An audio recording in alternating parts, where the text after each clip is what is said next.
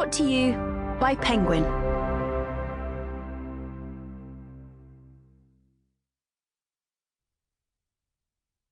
'20th Victim by James Patterson. Read by January Lavoy. People. Real-life stories. Meet the Women's Murder Club. Exclusive profiles by our crime desk. Lindsay Boxer. A homicide detective in the San Francisco Police Department, juggling the worst murder cases with the challenges of being a first-time mother. Her loving husband, Joe, daughter, Julie, and loyal border collie Martha give her a reason to protect the city. She didn't have the easiest start to life, with an absent father and an ill mother, but she didn't shy away from a difficult and demanding career. With the help of her friends, Lindsay makes it her mission to solve the toughest cases. Claire Washburn, chief medical examiner for San Francisco and one of Lindsay's oldest friends. Wise, confident, and viciously funny, she can be relied on to help whatever the problem. She virtually runs the office of the coroner for her overbearing, credit-stealing boss, but rarely complains. Happily married with children, her personal life is relatively calm in comparison to her professional life. Cindy Thomas, an up-and-coming journalist who's always looking for the next big story. She'll go the extra mile, risking life and limb to get her scoop. Sometimes she prefers to grill her friends over cocktails for a juicy secret, but luckily for them, she's totally trustworthy, most of the time. She somehow found the time to publish a book between solving cases, writing articles for the San Francisco Chronicle, and keeping together her relationship with Lindsay's partner, Rich Conklin. Yuki Castellano. One of the best lawyers in the city, she's desperate to make her mark. Ambitious, intelligent, and passionate, she'll fight for what's right, always defending the underdog, even if it means standing in the way of those she loves.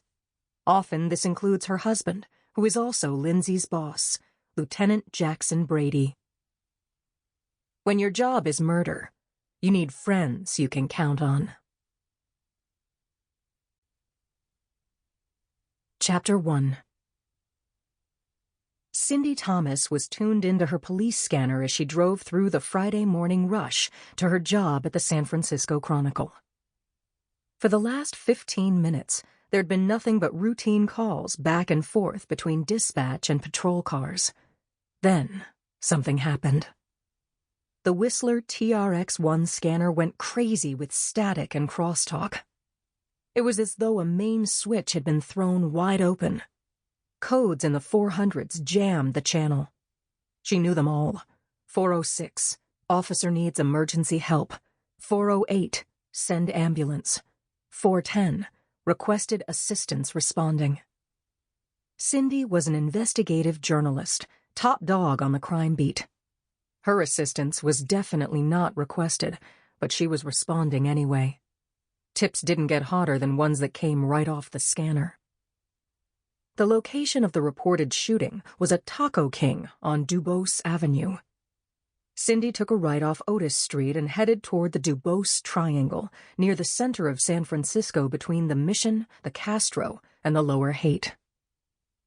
With the sirens from the patrol cars ahead and the ambulance wailing and honking from behind, she sure didn't need the street number.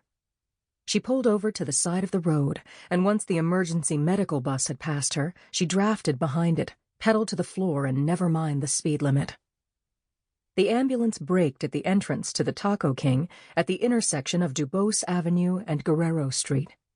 Cruisers had blocked off 3 lanes of the 4-lane street, and uniformed officers were already detouring traffic.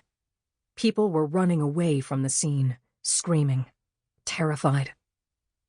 Cindy left her Honda at the curb and jogged a half-block, reaching the Taco King in time to see 2 paramedics loading a stretcher into the back of the bus. She tried to get the attention of one of them, but he elbowed her out of his way. "Step aside, miss." Cindy watched through the open rear doors. The paramedic ripped open the victim's shirt, yelled, "Clear!"